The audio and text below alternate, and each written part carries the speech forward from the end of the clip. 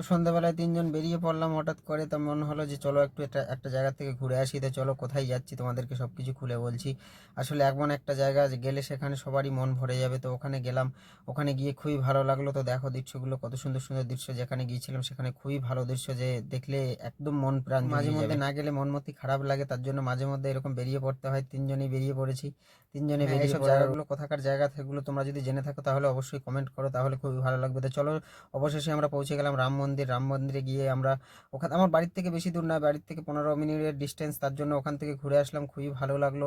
তো ওখানে আমরা তিনজন মিলে কিছু সময় স্টে করলাম ওখানে, খুবই ভালো লাগলো। ওখানে গিয়ে যে এত সুন্দর রাম মন্দির দেখতে পাবো সেটা আশা করিনি, তো খুবই ভালো লেগেছে। ওখানে গিয়ে তোমাদেরও আশা করছি ভালো লাগবে। তো চলে এসো তোমরা, ওই নিউ টাউনে আছে এই রাম মন্দিরটা।